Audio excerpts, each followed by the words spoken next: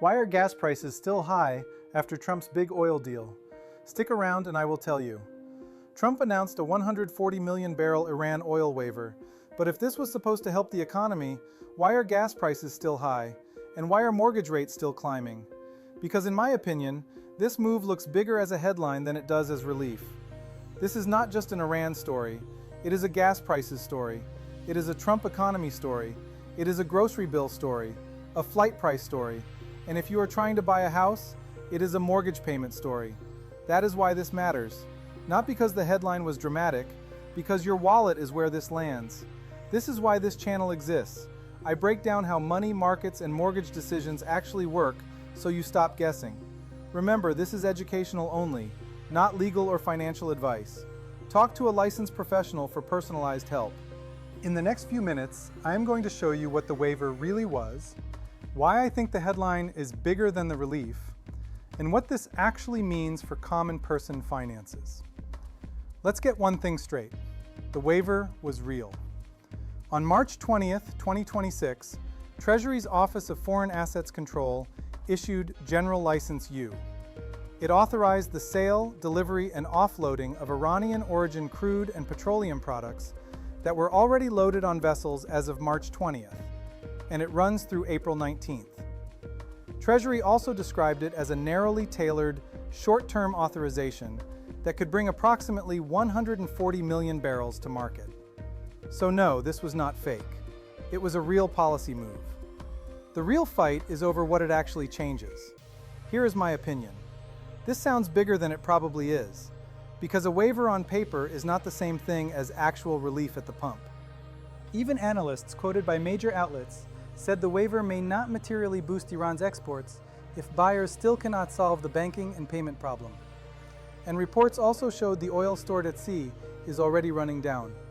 So yes, the waiver is real, but that does not mean it suddenly rescues the market. That is why I think the headline is doing more work than the policy. If this was real relief, where is the relief? Because regular people are not grading this on sanctions language. They are grading it on gas, bills, and monthly payments. Here is where normal people feel it. Gas prices do not care about spin. If oil stays elevated, fuel costs feed into everything. Driving, shipping, groceries, flights, and all of that keeps inflation pressure alive. AAA had the national average for regular gas at about $3.94 a gallon on March 22nd. So if the administration wanted people to feel immediate relief, that relief was not obvious where people actually spend money. And here is the part almost nobody explains. If oil shocks keep inflation fears alive, mortgage rates can move higher too. That is because rates do not just care about your credit score. They react to inflation pressure, treasury yields, and market fear. Freddie Mac's average 30-year mortgage rate was 6.22% on March 19th, up from 5.98% on February 26th, before the conflict escalated. So, if you are trying to buy a house, this is not abstract. This can literally change your future monthly payment. This is the real pain. A lot of people hear war and think foreign policy. But the common person version is simpler. Gas higher, mortgage higher, flights higher, everything tighter. And this is why, in my opinion, the whole thing looks like damage control. At the same time the administration was talking about winding down military activity, reports showed the United States was also sending more ships and about 2,500 Marines to the region. That is not a clean message. That is contradiction. And contradiction in a fragile market does not calm people down. It makes the whole thing feel like policymakers are trying to manage perception while the underlying crisis keeps getting worse. That is my real take. The waiver gave them a giant headline, 140 million barrels. That sounds enormous. But for the average person, the question is not whether the headline sounded big. The question is whether it made your life cheaper. Did it lower your gas bill right away? Did it pull mortgage rates down? Did it make flights cheaper? Did it calm the market in a durable way? Right now it looks like a bigger headline than a real fix. This is where people get fooled. A huge headline can create the feeling of action.